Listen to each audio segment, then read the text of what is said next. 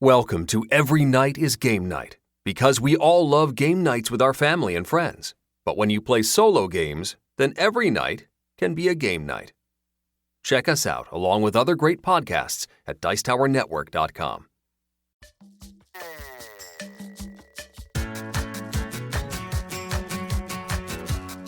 Every Night is Game Night, episode 165, Top 200 Solo Games for 2019, People's Choice, Part 1.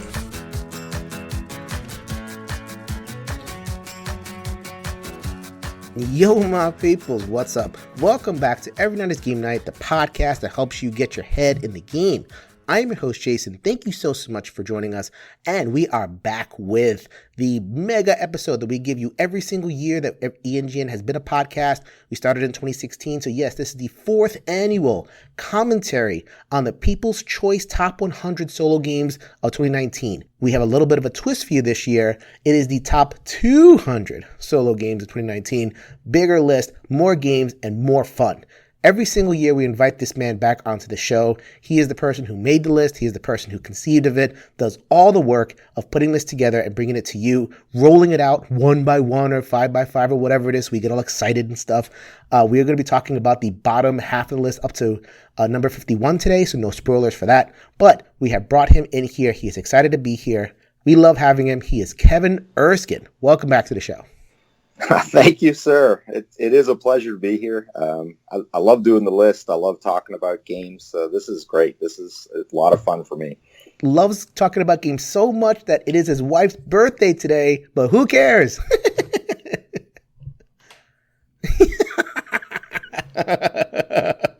I'm just kidding. It was prearranged, but Kevin is glad to be here, and we are glad to have him here with us. So we also have my personal gaming BFF. I feel like she would need no introduction, so I will not belabor the point. She is Liz Davison from Beyond Solitaire. She is here to help me out, break down all of the games, the commentary, all that good stuff. Liz, welcome back to the show.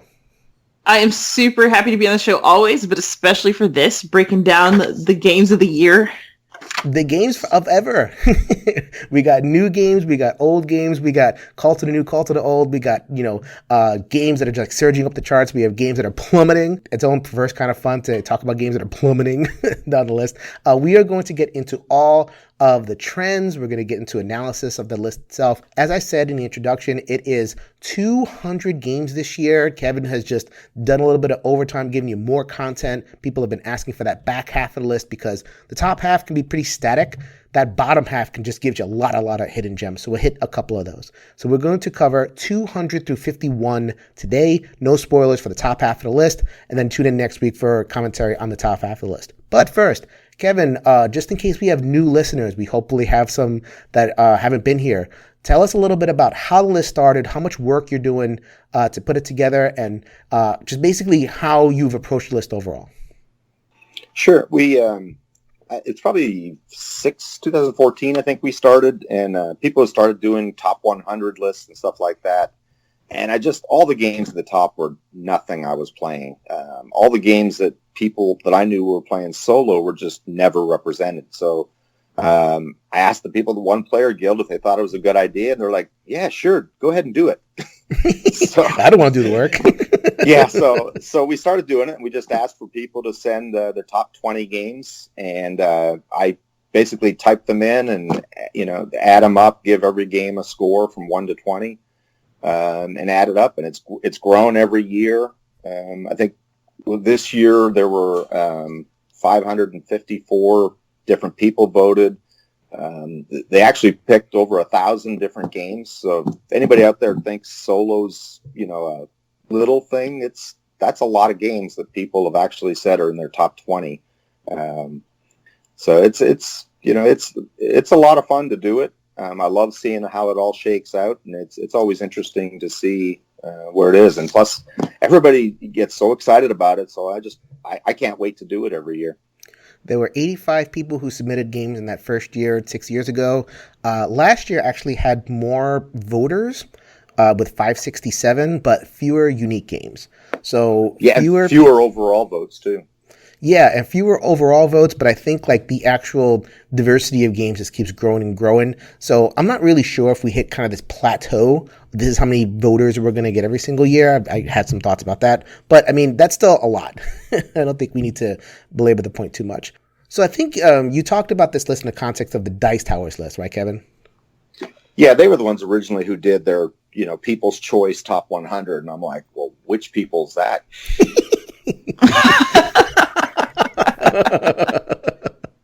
The people playing Sushi Go and Splendor. Yep.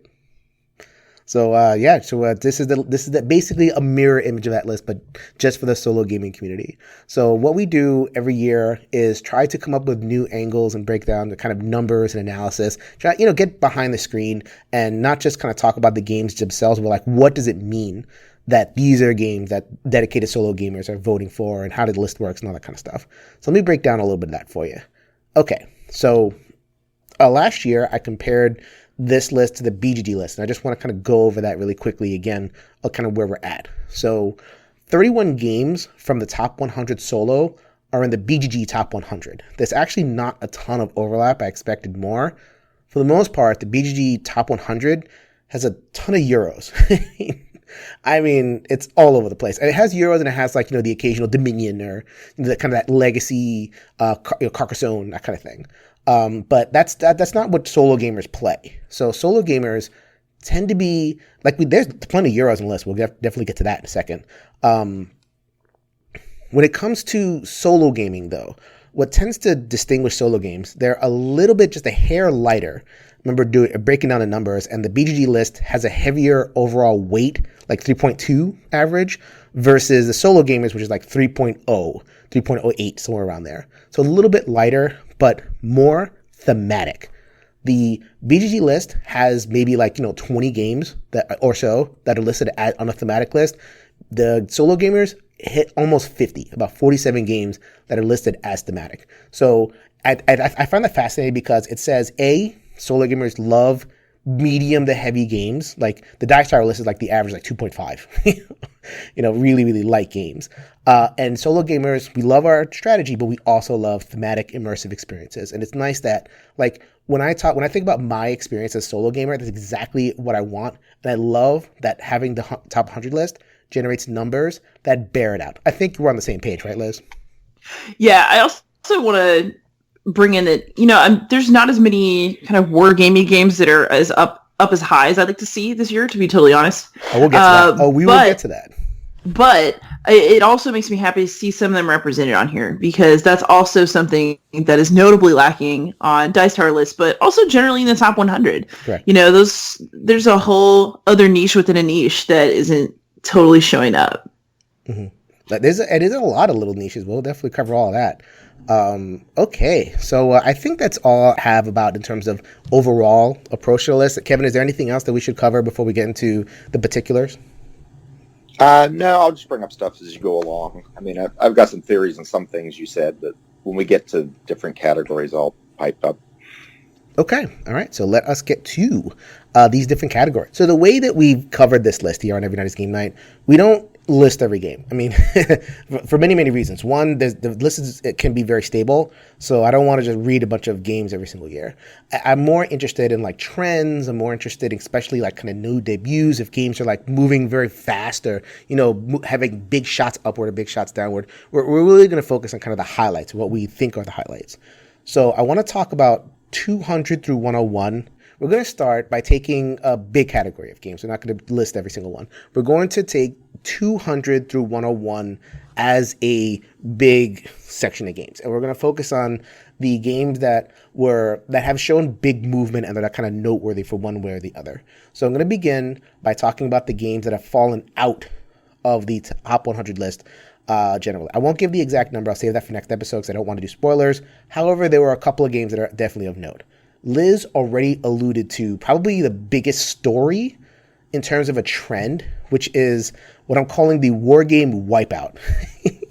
There are so many games here that were in the top 100 that have just fallen down so much, and I'll break some of them down. Navajo Wars down 37 points to 110. Conflict of Heroes down 45 points. Warfighter Special Forces card games down 63 points. Not even the biggest drop. Thunderbolt Apache Leader. Sorry, Liz. I know.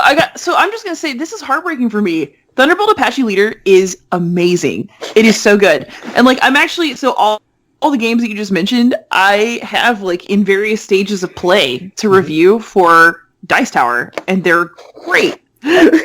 Oh, I'm not done. Maybe stop now before you make us cry. Oh. I'm not done yet. It is Thunderbolt Apache Leader down 80 points to 137. D-Day at Omaha Beach. I thought that game would be there forever. No, it is down 88 points to 159. And the winner for the Razzie biggest drop out of the top 100 is Fields of Fire, the kind of card war game, minus 156. Good God. So 237. Yeah, Labyrinth's in here too. And Labyrinth is Pavlov's House did not make a big splash. There's so many different war solo gaming that just didn't penetrate. I don't know. Like, I mean, I think in a sense, like wargaming is kind of on the wane. They're not seeing like companies that are dedicating publishing houses or like publishing space to wargaming. You saw the closing of Victory Points games this year, which was a contributor in the wargaming space. I don't know. I just and I don't know. Yeah, but none of these games are. These are like DVG titles and stuff. Like I think I think one thing I saw was that people who voted for the war games, there were less votes, obviously, right, but they got split a lot. I think out of those 1,000 games, there are a good number of war games. It's just that people are playing new ones, so they're not voting for the same ones again. Whereas the people playing, some of these other games, they play them over and over and over and over and over, like 100 times. You don't usually play a war game 100 times. So if you've played it 15, 20 times, you might be done with it. And, I love Thunderbolt Apache Leader, but I haven't played it in a couple of years because I've played it 40 times already or something. Mm-hmm. And you were mentioning before that there are new war games. Like, I've heard of these games. I don't think I've heard of a lot of new 2018, 2019 releases in the wargaming space. I'm not saying there's not any. I guess I'm saying they're just not receiving the penetration that some of these older games have. Yeah, maybe if you go to the war game forums, you'll hear more. I'm honestly not all that up on them anymore. I mean, I play the DVG guys. I'm a light war gamer, I guess. Yeah, Pavlov's House is new. That is, I don't remember exactly what year, but Pavlov's House is not an old game. Mm-hmm. And I actually just got Castle Itter in the mail, which is like another by the same designer in the same kind of vibe of fighting against difficult odds. Mm-hmm. And, I thought Pavlov's House was one of the more exciting solo games I've played in a long time. So, yep. Oh, well, we're not even talking about the top 100 yet. I know. we wanted to just there's some serious gems in the bottom half of this, for real. Mm-hmm. Oh, I'll get to some of those in a second. Hey! Just wanted to give the war gamers a little bit of requiem because they've had a good run on the top 100 list. So there you go. Not over yet. There will be a resurrection this year. Yeah, I don't know about that. So another very big noteworthy drop was Sherlock Holmes Consulting Detective. That one just completely cratered out of the top 100 as well. Minus 110 to spot 205. I feel like there's just a lot of case solving games now out there. Right. Like you have Detective. Right, I agree. Yeah, Detective City of Angels is so good too. Mm-hmm. There's just a lot of competition there. So Sherlock Holmes hasn't been updated since like 1980s. So not surprised to see that one down here. Another big drop, Warhammer Quest, the adventure card game, which was minus 96, replaced by Heroes of Terranoth, which we thought was going to be a bigger hit, but it's there only 8 spots higher at 140. It's just not getting the expansion love. It's not getting the support. Not sure how you feel about that one. I like both of them, but I think it's they're not getting the support part from FFG that's killing it. I was going to say, Heroes of Terranoth is fine. It's a good game. I like the Sadler's work, but it's not the most exciting thing they do anymore. Right. I think there's more adventure card games, and I think that when Warhammer Quest HG came out, there's only one other one, the Pathfinder game, and now there's like a million. So it's just kind of a crowded space. Another FFG product that is not getting the support and which fell was Legacy of Dragonhold. Nikki Valens no longer works for the company anymore, who's one of the designers, so I imagine there's not too much coming from there. And it's one of those kind of one and done deals. You're not going to play it over and over again. So not really surprised to see that drop a little bit. Be still my heart. I can understand why these are dropping, but Forbidden Desert and Forbidden Island both had massive drops. So I understand, yes. Well, yeah, but to me, those games are like our discussion earlier about Friday. It's like if you've got 21 games, those are dropping off because you've played them enough, and now you've got new games. And instead of having 10 games and voting for those, you've now got 40 solo games, and they just aren't making your top 20, and so they drop off. I'm totally with Kevin on that one. Yeah, they dropped off hard. Like Forbidden Desert lost 82 points. I mean, it was already kind of barely hanging on, and that's a lot of points to lose. Usually a drop is going to be about between 20 and 30. Not that usually significant. Forbidden Island, a little bit more of a subtler drop. But there is one game we're going to talk about from Matt Leacock, which I'm actually really confused why this one's there and these ones are not. But whatever, we'll get to that. Some other drops, or some other highlights of the list of games that have dropped. Nations, I know, Liz, you enjoy Nations. I do. Oh, yeah, this year's rough for me. Suburbia, Great Western Trail, which is kind of a weird one because it doesn't have a dedicated solo mode. Some of these have dedicated solo modes. Most of them are designer solos. Coffee Roaster, man, that was supposed to be dedicated. So I'm surprised that one didn't do better. That said, though, Coffee Roaster is about to get a reprint, and I think that that'll change a lot. Like, for example, like there's some stuff in here that I'm surprised as high as it is. Like, Orchard. It's cute. It's very charming. I previewed the Kickstarter. Like, it's not even out yet. It's already like kind of floating around in this chunk of the list. Mm-hmm. I think, what kind of staying power will it have next year? I have no clue. But, I think that as things reprint, Thunderbolt Apache Leader is about to get a reprint, and I'm wondering if that's going to change, its status in the list next year because people like that new blood. I'm actually wondering if Navajo Wars will see a resurgence because it just P500 printed. I just got it in the mail. Oh, very cool. So. All right. Navajo Wars, the original one, not the follow-up. Comancheria. Versus Comancheria? Yeah, I just got a fresh copy of it in the mail. Very cool. All right. Yeah. Some other games that dropped off. These are games that were kind of like hanging down the bottom of the list, so it's not that big a deal. Castles and Burgundy card game, Legends of Andor. Goodbye, Legends of Andor. I got nothing to do with you. Were there others? So, I could go on in terms of noticing, but those were the games that dropped off the top 100 last year. And, I have a couple others that I want to mention, but I want to see if you guys have any other games that you thought were noteworthy in this kind of 100 to 200 space that either you just kind of struck by it or you thought it would be higher or whatever it is. So I was noticing that Unbroken had that awesome debut right on the list last year at 99, but it's down to 144, and we all know why. So I'm not sad about any of these. I like Forbidden Desert and Forbidden Island, but I understand they're older, not expanded, whatever. The one game that made me sad out of these 100 games that is down here this far was Unbroken because of the problems and because of for whom the golden bell tolls. I don't want to get into all that. We did a whole episode on it. I don't have anything else to say. But if this was a video, I would be holding up my copy of Unbroken in front of the camera right here, right now. I still have it. I'm still playing it. It's fun.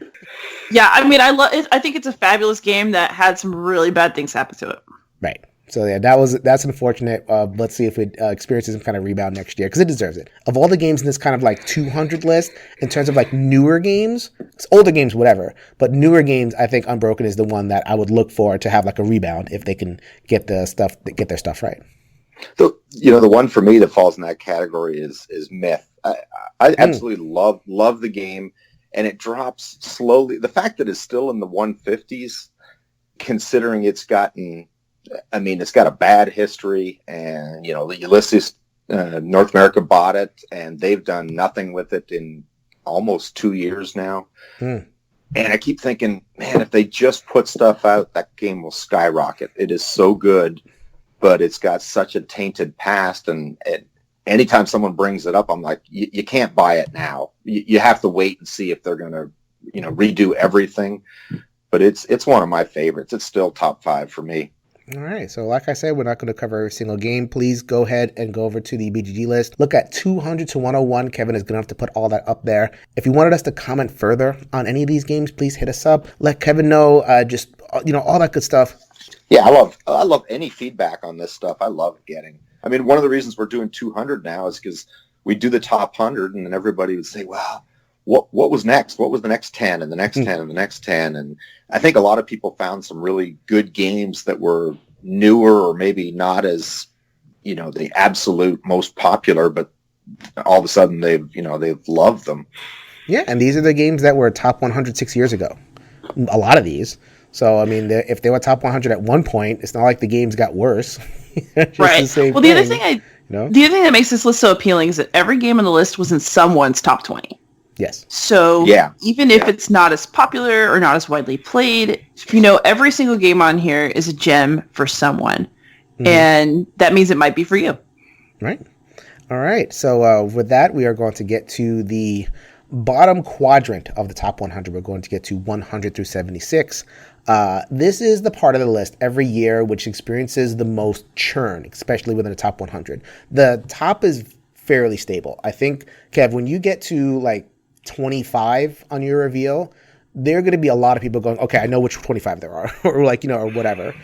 Right. There are people who predict what the top 25 are, and they start predicting the order, and they're really close. Yeah. So it's very stable. What's exciting about the top list is like what breaks in and what's new and like what placements things are, as opposed to like seeing like all new games. So this is the part of the list where you're going to see the most new games in terms of what people are playing this year. So 10 new entries, which a 10 out of 25 is actually a pretty sizable portion. And they fall into a number of different categories. So the pure debuts, the games that came out either late 2018 or 2019, we have Erskine, which is the game from the Oniverse, which is Kevin Erskine's favorite line of games to play. Not. What, you're not an Oniverse fan? You don't wait with bated breath for the next Oniverse release? I didn't say anything about how far Sylveon fell into that. So, when you're looking for big droppers, I'm trying to be nice, but you bring it up. Sylveon dropped like a rock this year. That was another one that could have dropped off. Absolutely. All right. So we also have Space Corp, which is a GMT game, which I really, really enjoyed. I'm very excited to see it on the top 100. Star Wars Outer Rim. Is that a published solo or a fan variant? I have no idea. I know nothing about it. I just know not a lot of one people clue. Like, this will probably make someone hate me, but honestly, if it says Star Wars on it, I'm a fantasy gamer mostly. It takes a lot to make me get a space game. Space Corps actually caught my attention though. It's play Space Corps. We're similar, Liz. If I like a space game, it must really be good. Oh yeah. Yeah. Play Space Corps. Person. Play Space Corp. Space Corp is really good. It has great card play. It reminds me a little bit of Terraforming Mars in terms of the card play aspect of it. The good exploration thing. I really, really like Space Corp. Haven't gotten to the table very much because it's such a heavy, long game. But, I mean, it's just right there on the tip of my tongue. I really enjoy it. And the highest pure debut in this section of the list, I was really surprised. Given like the hype and when I hear about it, it's Tapestry. You thought it'd be higher? I thought it'd be lower. Yeah, I did too. I'm actually. Oh, come on. Lower in a better rank. No, I thought it would be like in the 100s. I didn't think that. Oh. Yeah, because like it's one of those games that kind of has like that empty calorie hype. So it's so hyped, like, okay, this is going to be the next, big thing and everything. And then the reviews actually trickled out. And it was I mean, honestly, Tapestry does not make my blood hum, It's just not really doing it for me. But because of that hype, a lot of people get it. And so even if only half like it, it makes the list, but it'll drop next year. And it has the Automa Factory on it, and I think that is responsible for a boost. And I know Morten Monomad Pedersen listens to a lot of the episodes. If you're listening, Mort, or any of the Automa Factory guys, I think you have done as much to facilitate solo gaming as anybody in the industry has done because of your Automas and your project, which is, there's so many Automas on the list. We'll get to that in a second. And you're single-handedly responsible for Tapestry be on this list. So good on you. I have not played it. I've watched it. I've seen people play it. And it's like, I don't know, whatever. Yeah, it didn't do anything. I haven't played it. I looked at it a little bit and thought, nah. So then we have also, I don't know if this is a pure debut, but this is the first time on its list, Dungeon Degenerates. Yes, I was going to mention that. I was too. So we're actually going to have an episode where a guest is going to come on and talk about it a little bit at length. But what do you guys know about Dungeon Degenerates? All I know is it like has that awful color scheme, and I have no idea what's happening. Yeah, I found the art really off-putting, but I also think that it has a certain retro feel that it's definitely going to appeal to like a large cross-section of nostalgic gamers. Yeah, I have it. It's I ignored it when it first came out. I saw the art and I'm like, oh no. I mean, I grew up in the 70s. So I know I've seen blacklight stuff enough. But I'll tell you what, I look at Dungeon Degenerates and Obsession, and I really think the solitaire games on your table monthly list that go out are solely responsible for those two being that high, because they're mentioned a lot. And that's what convinced me to get both of them and give them a shot. And they're really fun games. I'm really happy to see Obsession on there. That one, Liz and I both covered it. Very excited about the Kickstarter happened, and for a reprint, and for a second edition, and for expansion and updated cards, and just all sorts of good stuff. So for the record, I'm a public school teacher, but I backed Obsession with my own money the second time around. I had gotten a review copy the first time because I liked it so much I wanted to support the reprint. And just have all the extra stuff for it. I know Obsession is a wonderful game. It's definitely one of those cases where the solo community got it right. So it's just really, really awesome on you. I know, Liz, you were very upset at the solo community for voting Thunderbolt Apache Leader so low. Has the solo community made it up to you by voting Obsession onto the top 100? No, but it's a start. I mean, seriously, Oh My Goods is sitting here at 93. Like, really? What's wrong with Oh My Goods? I like Oh My Goods. It's not bad. I'm just saying that there are games that in that 100 to 200 range that are better than Oh My Goods. Oh My Goods. Like Nations. Like Lost Expedition. There's no way Lost Expedition is a better game than Obsession. Absolutely not. I completely agree. I think, like, because, again, so we talk about how people organize their top 20 lists. I think people, they don't, like, list their best 20 games. I think they think in terms of categories, right? So, like, I need a couple dungeon crawlers, and I need a couple of engine building games, and I need a couple Euros, and I need filler games. No. I think some people might do that, but there were people who put 20 war games. There were people with 20 Euros. There were people with 20 light games, like, 18 print and plays and 2 real. I mean, there were a lot of people who had very, very similar games. Some people listed Pandemic 5 times. Yes, that was me. Yes. I'm outed. No. So one more thing I want to say about this chunk of the list is that I am very surprised that Apex Theropod is still on there just because it's so hard to get. It's so hard to get. So no new content for it. No advertising for it. But and usually that's the recipe for these types of games to just kind of keep falling and falling. So my thing here was Freedom the Underground Railroad, which has just fallen a little bit every single time. No expansion, that's such a shame press. Too. That's a great game. Oh yeah. And I know that the designer wanted to produce an expansion, but just it never came together. He couldn't make it work or something. There was just barriers to it, so we're not seeing new stuff. I think a game like Apex Theropod is in the exact same boat of it has its dedicated fans and it gets people excited.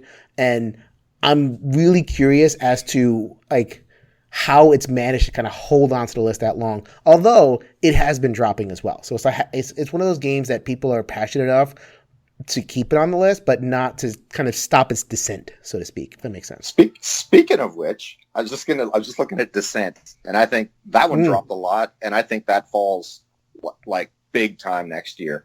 And I think people have finally, people who love the game, and it was, it came out with an app, and they got all excited, and I think they realized there's just so many better dungeon crawlers out there that it's just not worth the time, and that one's really falling. And I think... Yeah. I think people realize that the Descent app is bad. I really do. It's not good. It is a whole new set of rules.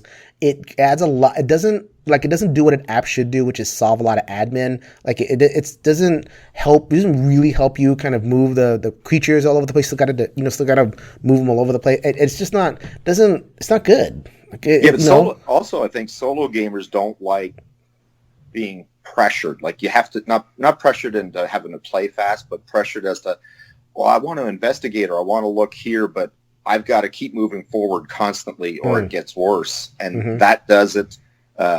Legends of Andor's like that. I want to kill everything. But it's like then the timer runs out, so you got to let things just walk by you, and it's like I no. Yeah, that feels so wrong. Yeah, I don't think that.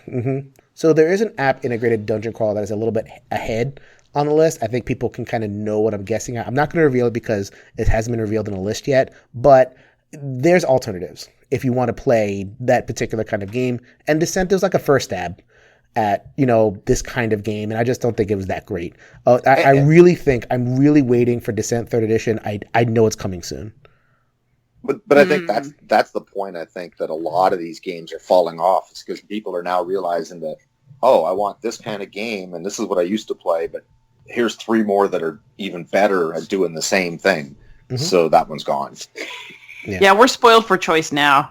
Yeah, great. We've been talking about drops, but I'm actually happy to see After the Virus move up a little bit because that one is inexpensive, is surprisingly fun, and I was really charmed by it when I tried it this year. So I'm glad to see other people kind of appreciating its value too.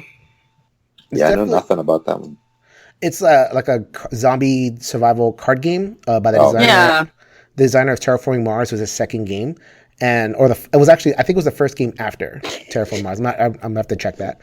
But it's a really solid one. It's one of those where it got released. It's a couple years old at this point, and then it's slowly, like liquid in a pool, just slowly spreading out and getting the word out. As people play it, they're liking it. So it's because it's risen every single year. It's like, okay, there's nothing supporting it. Why is it rising? I guess just people are slowly playing it, and everyone who plays it's like, oh, this is nice. So well, I also think it's a good cart filler. Like if you're trying to get that, $100 free shipping on cool stuff. I think I got mine on Amazon for like $15. It's not an expensive game, so it's got a low barrier to entry, and I think that might help it out. And then the last game I'll mention, in terms of games that stuck out to me, I know we mentioned that Forbidden Island and Forbidden Desert dropped. What is Pandemic the Cure still hanging around at number 84 for? Hasn't gotten expanded in about 5 years. It actually went up. Yeah, it actually went up. What is happening? I don't know. I looked at that and Shadows of Brimstone. I'm like, why? I mean, I like Shadows of Brimstone, but I don't understand why it went up. We say 500 is a lot. Maybe it's like a small sample size, so there's going to be like odd variance. I'm just wondering I like Pandemic the Cure a lot. I actually play Pandemic the Cure with younger kids if I don't feel like they can handle Pandemic. They like the dice better, just whatever. So I like it, but it's kind of confusing why it's still on here. The other thing I think of is people hear Pandemic and it's the only dice version. So, if you like some Pandemic and you like dice, you get that one. That's what I can think of. Break your heart, Jason, but as you know, I'm not the biggest Pandemic person. I can't speak to that. I know, man. I'm going to have to convert you at some point. I like some, Jason. I like some Pandemic games, but not that one. The Cure, I couldn't trade that fast enough. I never even bothered. If I opened the list and I would have seen it at like 160, I would not have been surprised. I'm actually surprised that it's this high. So I like it, but it's like what are other people seeing, especially as a solo? I don't really know. All right, so I think we are good for 176. Any other observations from this part of the list? Oh, I have to give a brief shout out to Liz's War Games. More drops, unfortunately. Comancheria dropping to 35 points to 94. Space Empires 4X, kind of a call to the old category, dropping 43 points. They're probably both going to drop off next year, aren't they, Kevin? I would guess so. That's a shame. Space Empires I don't like sci-fi. I love that game.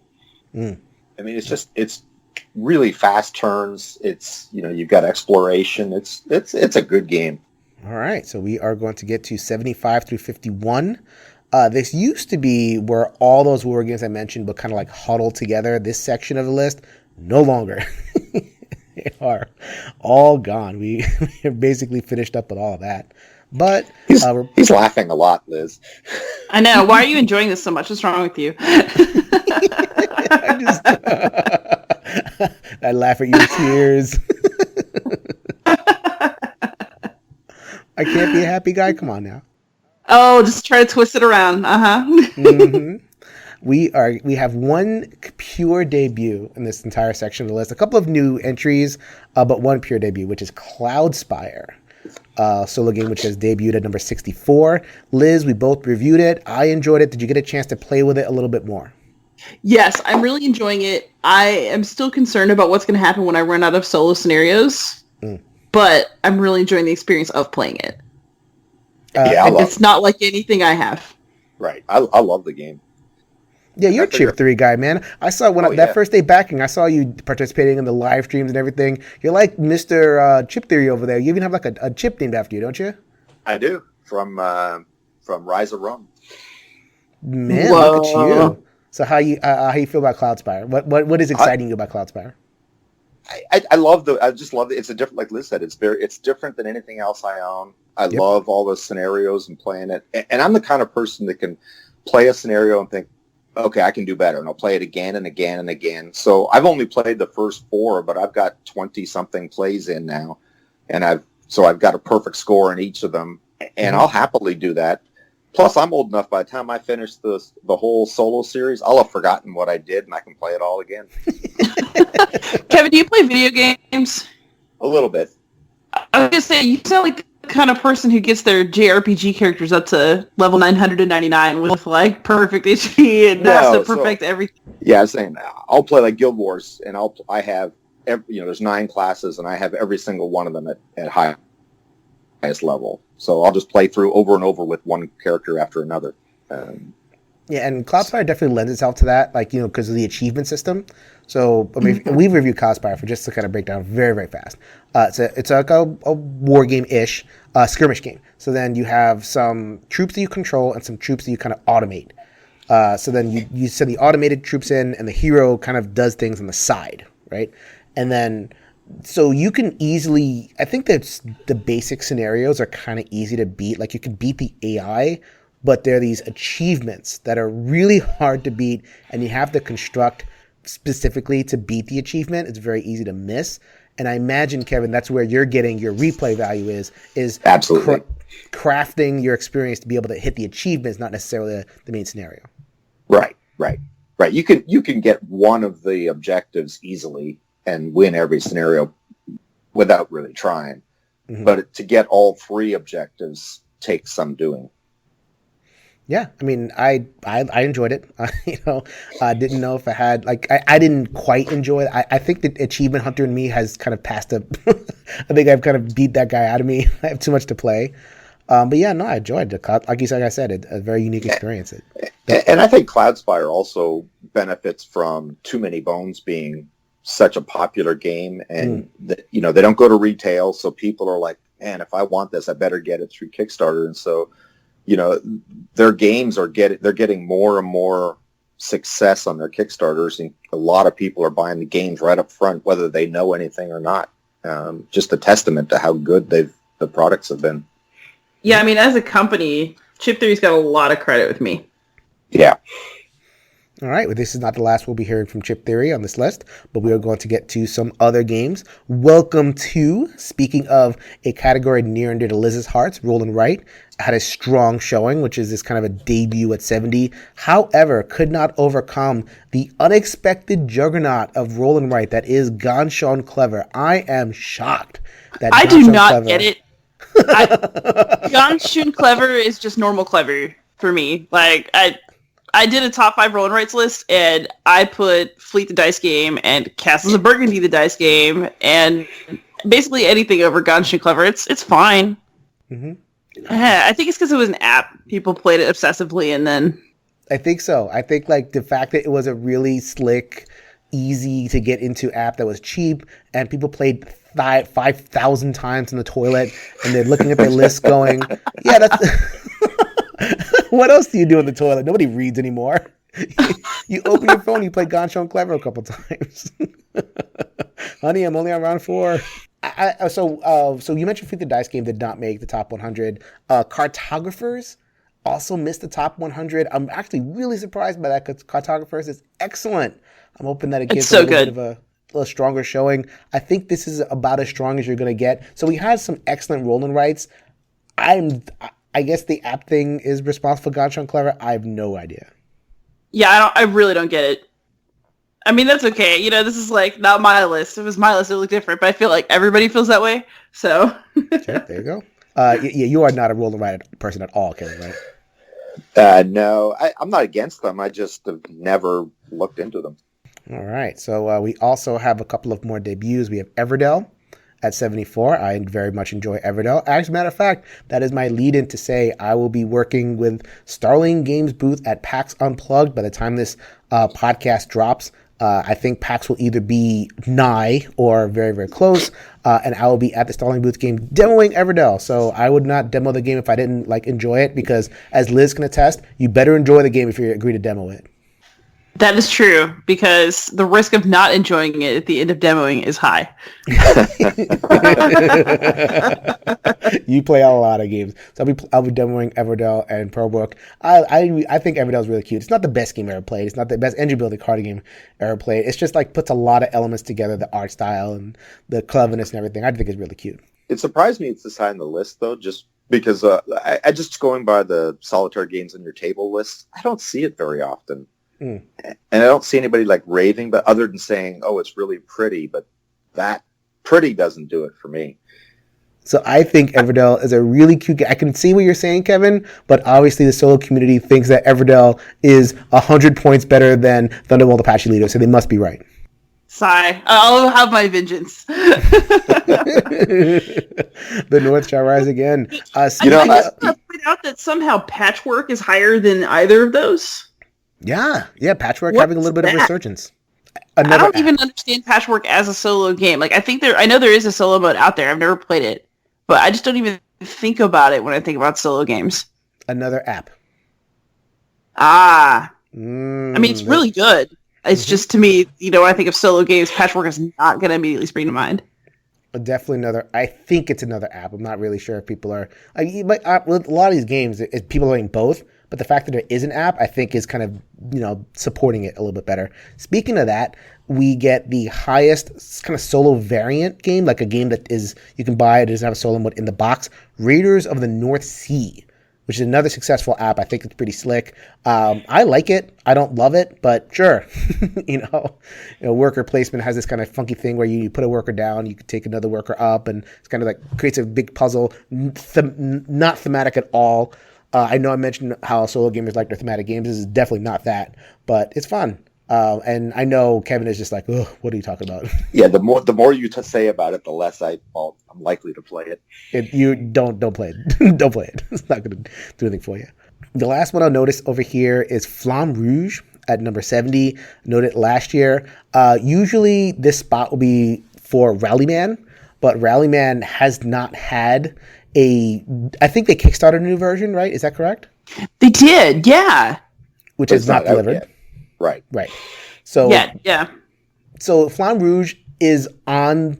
They have challenges for it, and I think solo gamers just love the challenges, and they love the solitaire games at your table and all that stuff. Kev, you could probably speak a little bit more about that than me, but I mean that's for whatever reason, racing just solo gamers have to have racing in their lives. Well, I think playing it solo without a challenge is pointless. I mean, at best, it's a beat your own score game. So, but you put up these challenges and someone makes a track and says, hey, for this month, try it. People try it and you get in 4 or 5 plays every month of it and it becomes a fun game. I mean, that's certainly why Rallyman has been, everybody says that's the only reason they have Rallyman. Absolutely. So, that's about all I got for 75 to 51. It's definitely one of those things where I couldn't really detect a narrative.